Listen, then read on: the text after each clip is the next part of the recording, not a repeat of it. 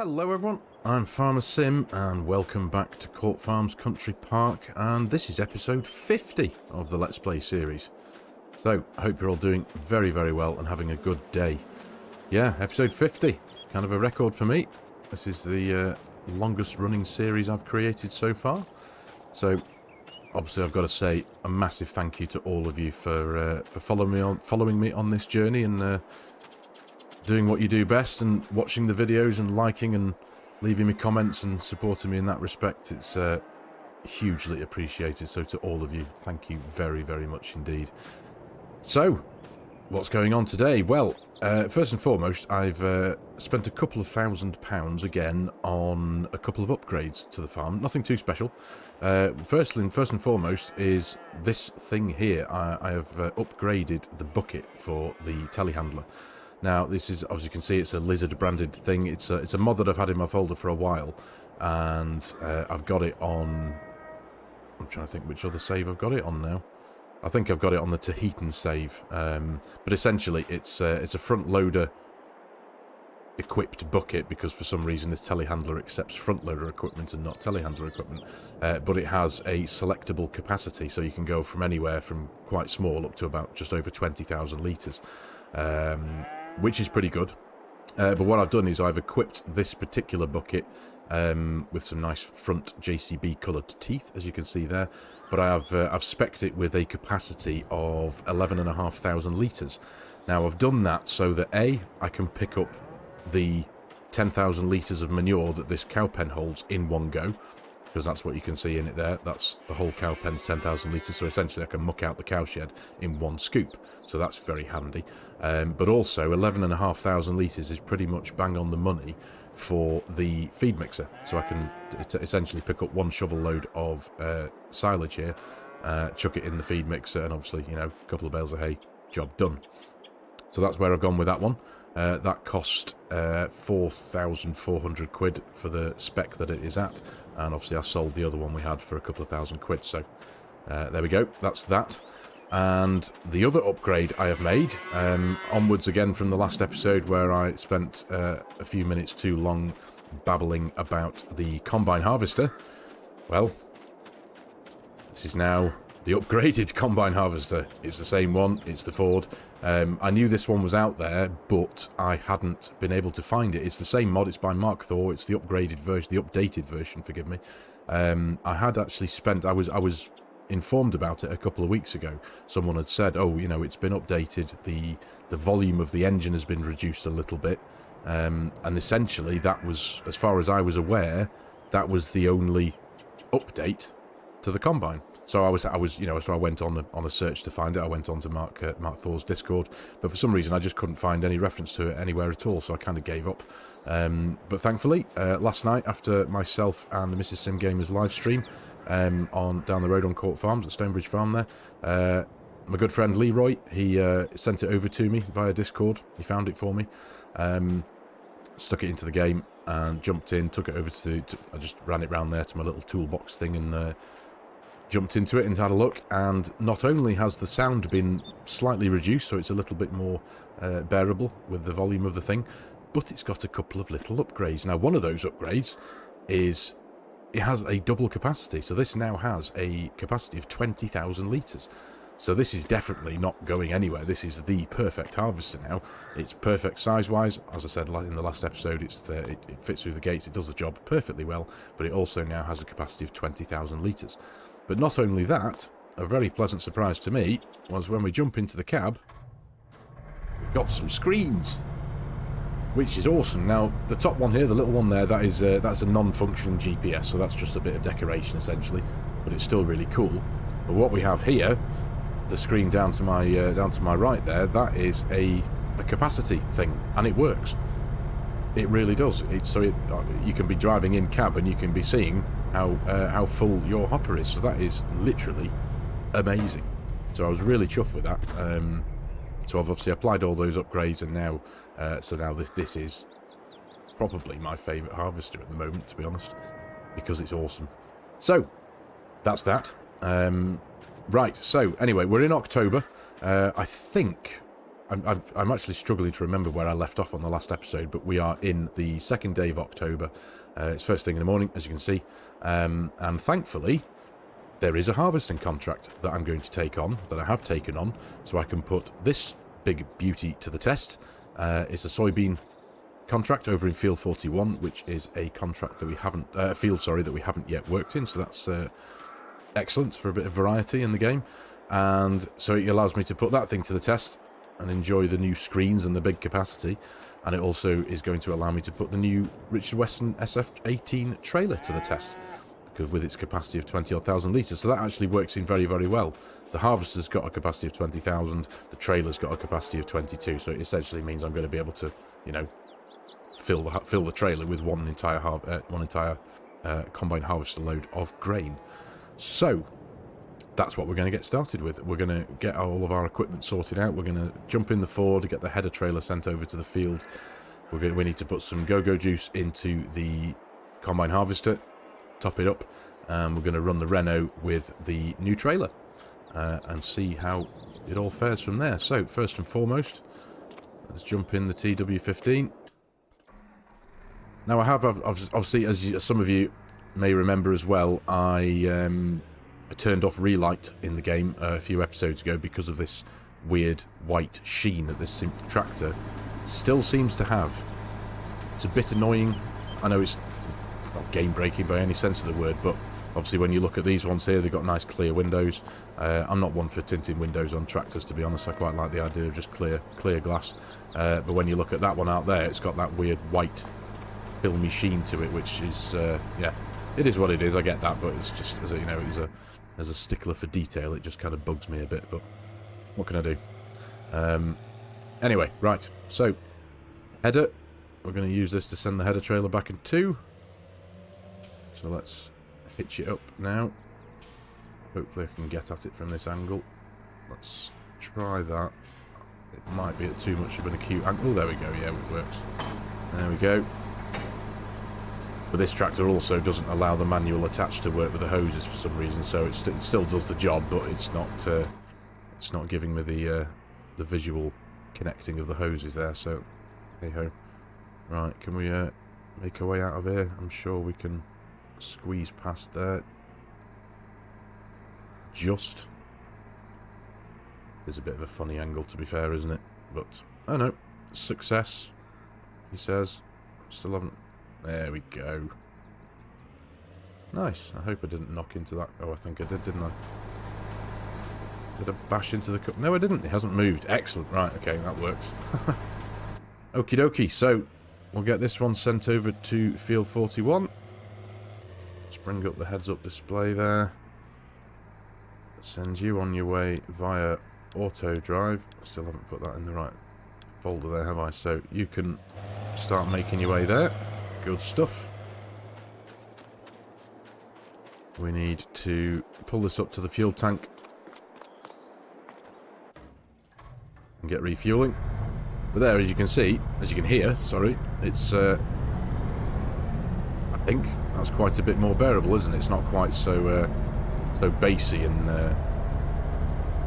loud, really. So that's really good. So a massive thank you to Mark Thor. Thank you very much for updating this, mate. It is a wonderful, wonderful mod. It really is. Love it. So this is going to take a few minutes. Fill this up, because I do have the manual refilling and the realistic refilling mod on. So as you can see, the diesel is counting up quite slowly there. So I'll pick you back up in a few minutes when we're on the way to the field. We'll get cracking with a lovely harvest.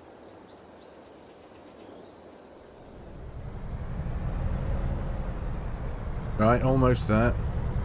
Just around this corner now.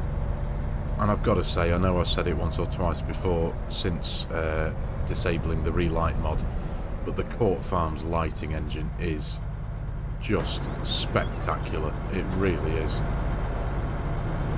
Why is my pipe out? Why on earth was that sticking out? Goodness me.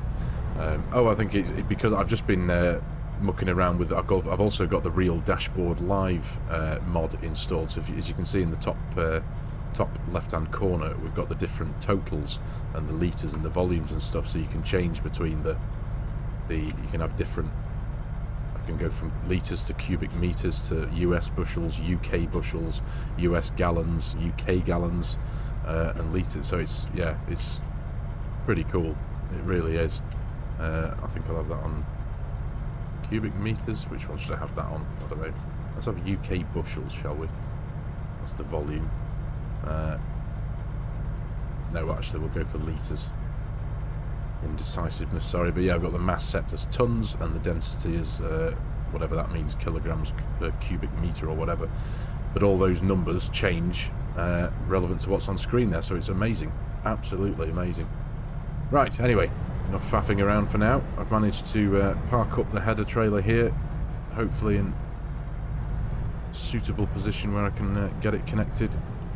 There we go. Let's jump out quickly, hook up that PTO. There we go. Alright, bit of manoeuvring around here. There we go, good stuff. So, I think you all know the score by now. We're going to be... There we go, unfold that first. We're going to be sticking this into a nice cinematic. I have unfolded the harvester. There we go. So, we'll see you all in a wee while when the job's done.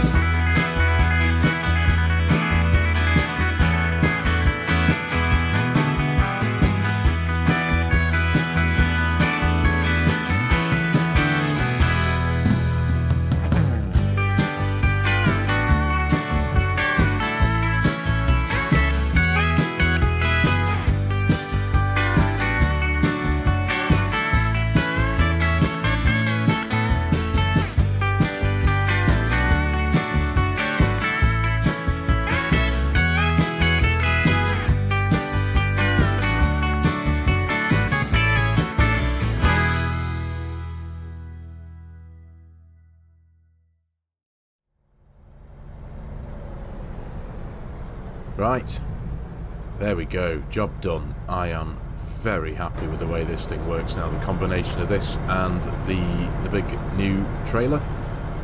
We got the whole contract done in one trailer load, so that was really good. Saved a bit of money on fuel backing and towing, but obviously with the, as I said before, with the added capacity now of the combine plus the bigger trailer, just perfect. Really was. The trailer was 96% full when we finished and sent it over to the town stores where it needed to be taken. So, awesome stuff. Right, let's disconnect this PTO. There we go.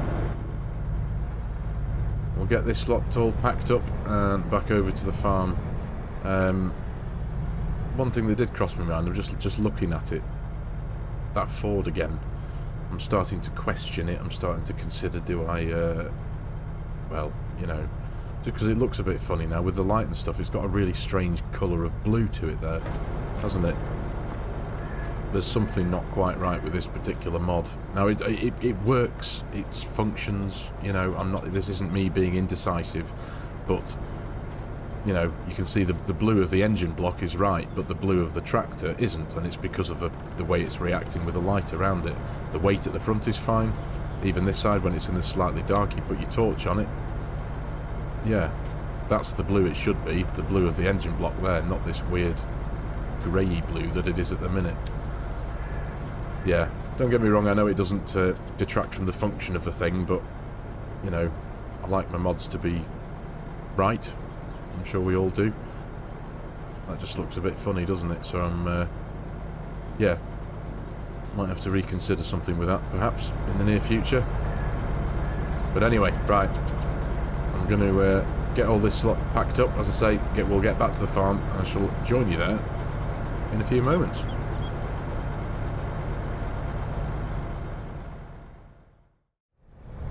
Oh yeah, and I tuned up the engine a bit. Check that out. It'll do 29 mile an hour top speed, this thing now. Have that, TW. This is a beast.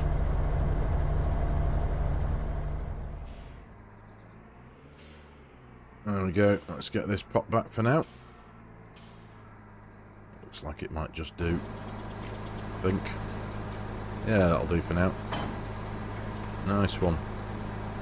Yeah, I am, as I said before, I'm considering, just because there's something not right with this tractor, is there? And as I said before, it functions correctly, and all of a sudden now the paint has faded really quite bad. I don't know if that is down to the wear of the thing. I really don't know. In fact, I can just find out, can't I? Let's jump in here just for the... I'm only going to do this just for the sake of information, for research. So set 0. Aha. Right. So that's the problem with it. The wear. I see. So as it wears, the whole body of the tractor fades. Okay. I might just keep on top of that then, because I don't quite like the look of that. I was considering, right, do I just get rid of it and sell it, because I don't like mods that don't look right, you know what I mean? And if I'm honest, it doesn't look, when it starts to fade like that, it doesn't look right either, because that kind of fade to me is like 20 years sat in the sun. That's the kind of fade you get from that, not a few hours work. Right, anyway.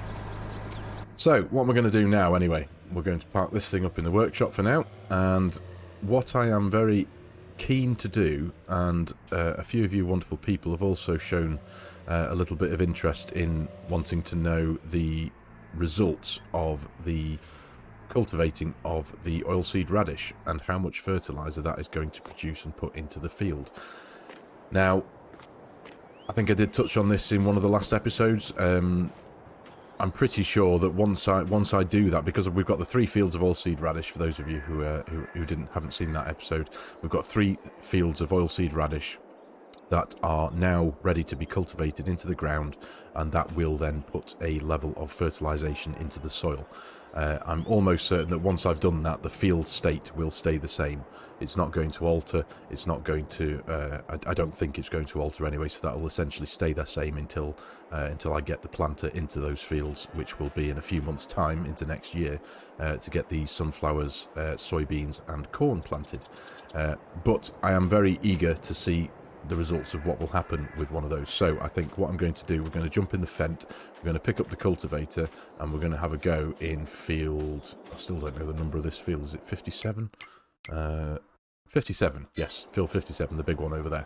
We're going to run the cultivator in there, and we are going to see, when the job is done, the level of fertilization that has been put into the soil. So that's next on the job cards. So we'll trundle ourselves around here. Go pick up the cultivator from the workshop.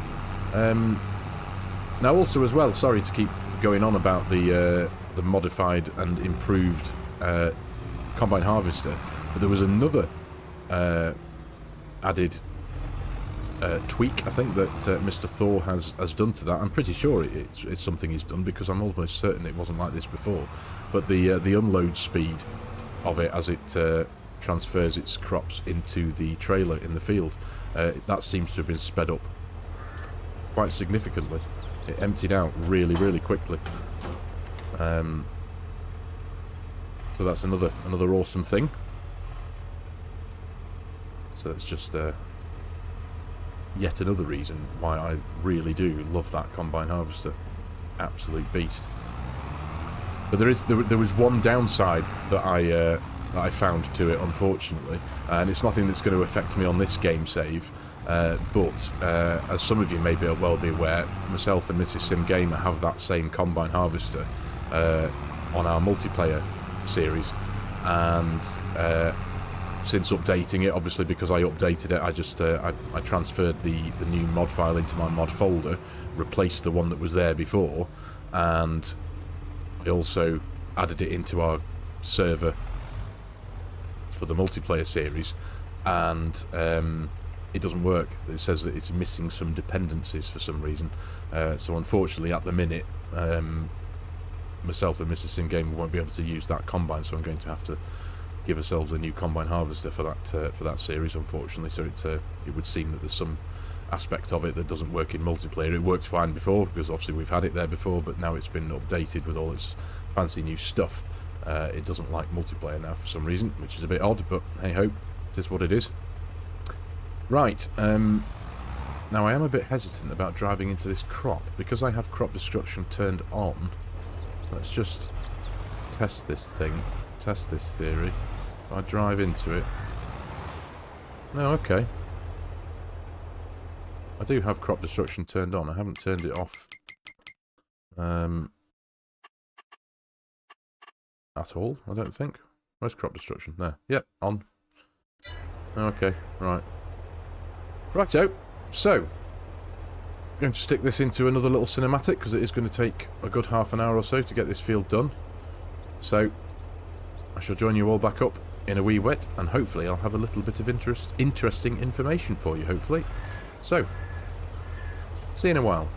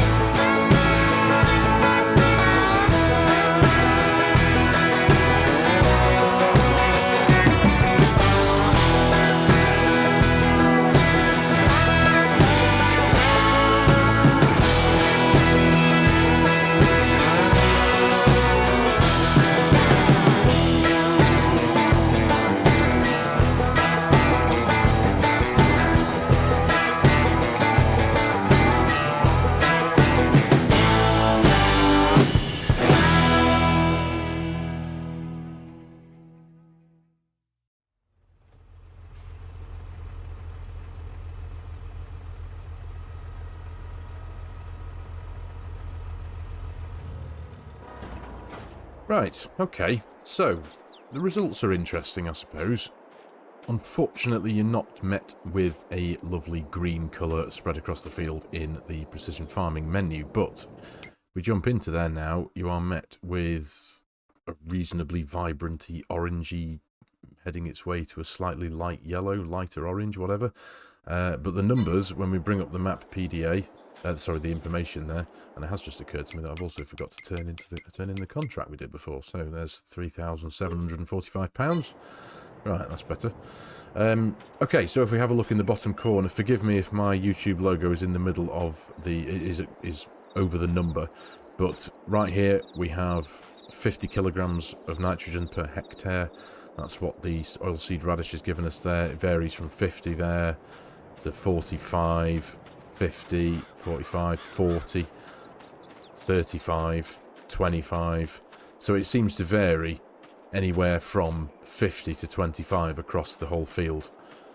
There we go, 30, 35, 40, 45, 35, 30. So I'd still say it's worth it because we are still applying a level of nitrogen to the soil. So regardless of whether we're getting a nice green colour from the field now, that's kind of irrelevant, isn't it? We're still saving some money on fertiliser. And it's natural. So that should all be good, really, shouldn't it? Less chemicals on the field, the better. So that's that. So I think what I'm going to do now is I'm going to throw the Fent on course plate into the other two fields of oilseed radish and get those done and dusted, cultivated under. I am interested to see if applying a coat of slurry will do something. So I think I might do that as well when the job's finished. But for now, I'll as I say, I'll just we'll jump in this thing. We'll go and get the other two fields done, and I'll pick you back up after that. And I may well hitch up the slurry tanker just to see if it does anything. Maybe just apply it to a corner of a field and see what it does, because the slurry applies to the soil, doesn't it? It doesn't apply to a crop, if I remember correctly. So anyway, 2 more fields to do. Oh, goodness me. Came round the corner too fast. Crash counter 1. Hasn't happened too often in this series, thankfully. There's the first time for everything, though. I think I technically just wrote the telehandler off, haven't I? Right. I'll get these two sorted anyway.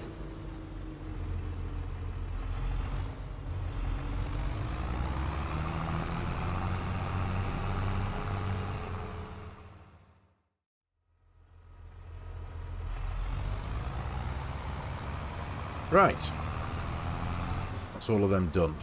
So, and we pretty much got the same results into these fields as well. We have a variance of about anywhere between 25 to 50 kilograms per hectare of natural nitrogen provided by the cultivated under oilseed radish. So, that's that. So I'm quite happy with those results, to be honest. I know it's not a huge amount of nitrogen in the soil, but it's nitrogen nonetheless, so whatever we benefited from there, we gain by not having to apply that much from the solid fertiliser if we were to use it. So that's that. So, I have been pondering, though, as I normally do, spending the time sitting in the cab while Courseplay was doing its thing, just thinking about what's going on the farm, the equipment I've got, and how I can benefit from stuff. Now, this started from the application of the nitrogen and understanding it, essentially. Having a bit of a... Let's just turn this off so I'm not talking over the tractor. Yeah, as I was trying to learn a bit more about the free nitrogen we were getting, and all the values in the soil and stuff that the precision farming stuff can give you.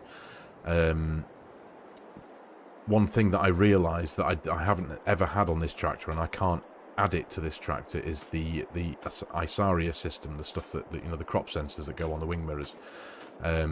I have it on the little white Vulture, the Stormtrooper. It is available to be fitted to this if I wanted it to. I can't fit it to the Ford. Yeah, so that's that. But then it got me to thinking, you know, if I wanted the crops, because this slurry spreader tank thing does have the John Deere manure sensing on it, but because the Isaria crop sensing stuff on the, you know, that system thing you can add onto your tractor that sticks a couple of white boxes onto the wingman as the crop sensing technology, that aids with the application of nitrogen according to the menus. So I figured it would be very beneficial for me to have those on my tractors, so that I can do things at them, whatever it might be, whether it's the slurry application, whether it's manure application or fertilizer application.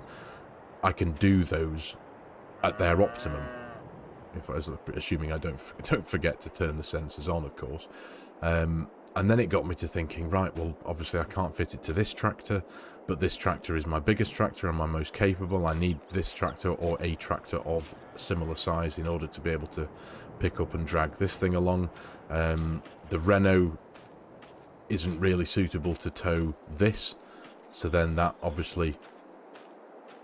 means this is the only tractor I've got to tow the slurry tanker and any other big equipment. So then obviously my mind started spiraling down the rabbit hole of, should I just have a great reset of my tractors? I already had a question in my mind about the Ford. Now, don't get me wrong, please don't bite my head off, everyone. I know I'm a bit indecisive in that respect. I know I've not long had the little Vulture. I've not long had the TW15. We only bought that several episodes ago, as we did the Vulture, and the Renault's not that old either. The Fendt has been with us since day one on this series, but it got me to thinking, instead of having 4 tractors, where some tractors can do some jobs and only some tractors can do other jobs, this is the only tractor that can do particular jobs. And now that we've got the bigger trailer as well, it just got me to thinking, should I, as I just said before, have a bit of a reset? Should we get rid of all 4 tractors and start again with 2 capable tractors, both equipped with the Isaria crop sensing technology, both capable of doing anything we need to throw at it on the farm, so capable of dragging the cultivator, doing the seeding, doing the mulching, running the baler, running the slurry tank, you know, anything like that. It's... the more I think about it, the more it seems like a really good idea. It's going to cost a lot of money. As for value that we've got in the current tractors, based on what the menu tells me they're worth, not including the little white Valtra, the Fendt, the Renault and the Ford are worth about £145,000, 145, 320.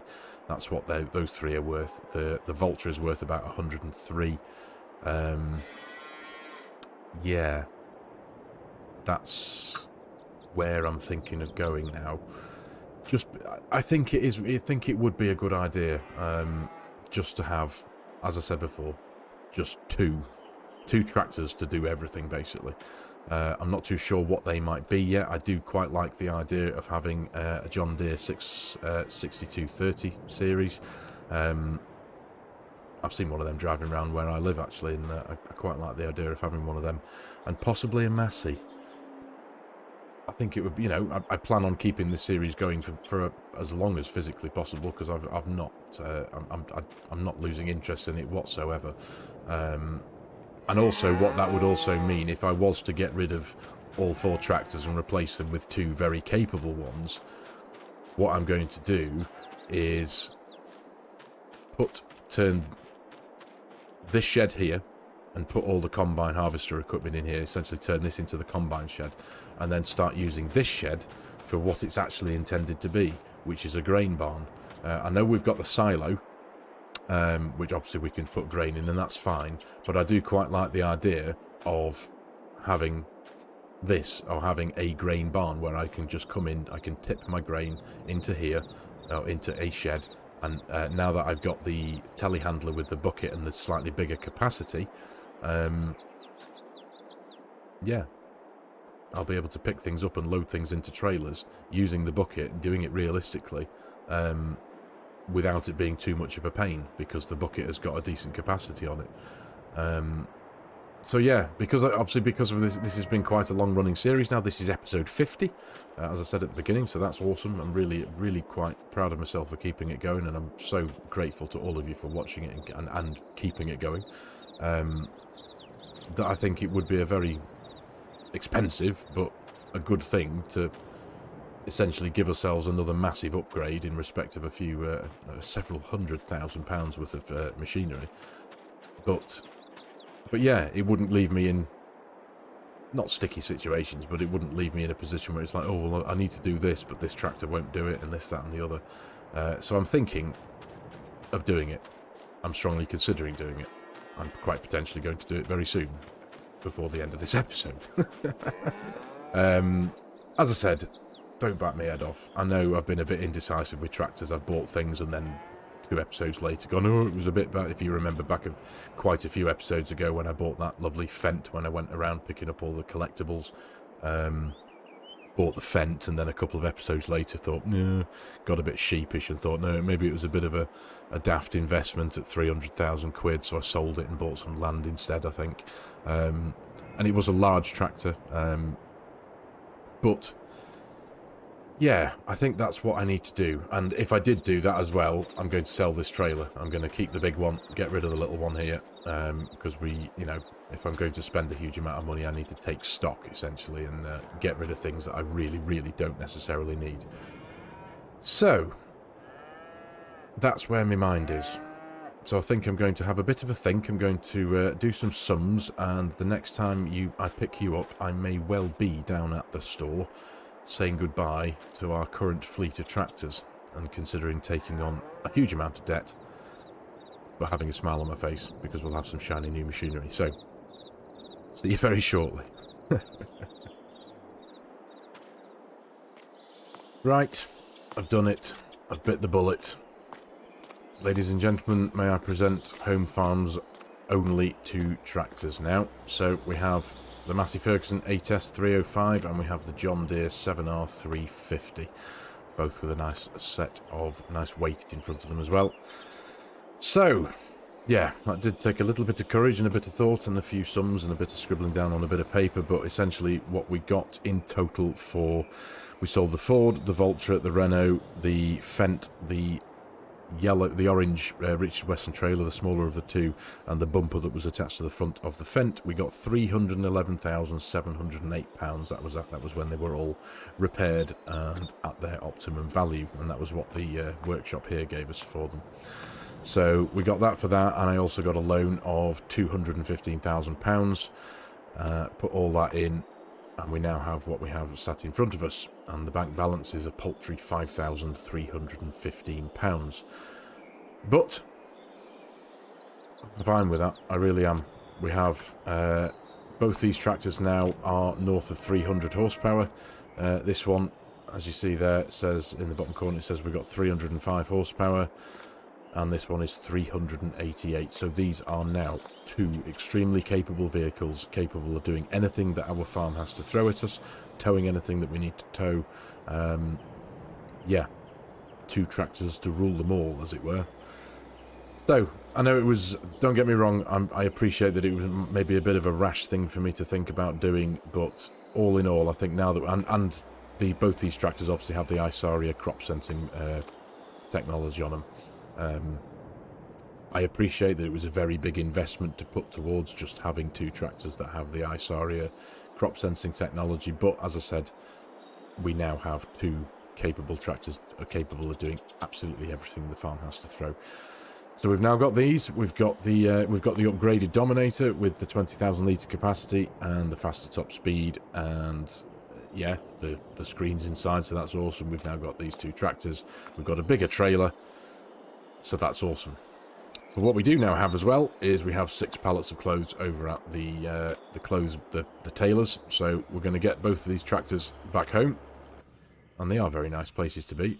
This one is very nice and quiet, smooth. It's got a top speed of 32 miles an hour, which is lovely. So we're going to get everything back to the farm. We're going to pick up the flatbed trailer, and we're going to make our way over to the tailors, pick up some pallets, scrape a bit of money back into that bank account, eh? So, see you all shortly. Right, in my usual fashion, I've loaded up everything that the farm has been producing. So we've got whatever 6 pallets of clothes on here. We've got a load of lettuces. We've got some eggs, and we've got our whatever honey we had. So we're going to throw it over the road there to the sell point, see where we can claw back financially. But I'll tell you what, this tractor is wonderful. It's so smooth, it's so quiet, and it's really fast. It's really powerful. So in comparison to things like the Fendt and the old Ford, which were good tractors, but they were loud, they were noisy, they were clunky. You know, the thing is, I do love an old tractor. They have character, they really do. They're great fun to use, you know, but what they have in character, they lack in technology. Now, obviously, this and the John Deere are pretty modern. They've got lots of electronic wizardry inside them, lots of screens, lots of sensors, and all that kind of thing. So, and they're just so much more refined, and they just feel so much easier to whiz around. They really do. So I am, even though it has been a very, very expensive afternoon, I am happy with what I've done. Like I said to you before, don't bite my head off. I know I've made a couple of daft decisions in the past when it comes to tractors and machinery in general, but I hope you think that I've done something sensible, as it were, here. Right, let's try and get all this in one go. Boom, boom, boom, boom, boom, boom, boom, boom, boom. Come on. One go. What are we going to get for this lot? We have got it in one go as well. That was the first, wasn't it? 46,000, 50,000, 500 and... yeah, that'll do. 50 grand for a pallet, for a trailer load of stuff. That will do for me. Right, let's get ourselves out of here. Let's just flick around and give ourselves a bit of a better angle on it. There we go. Right, back to the farm. I'm going to tidy stuff away. I'll see you back there in a few moments.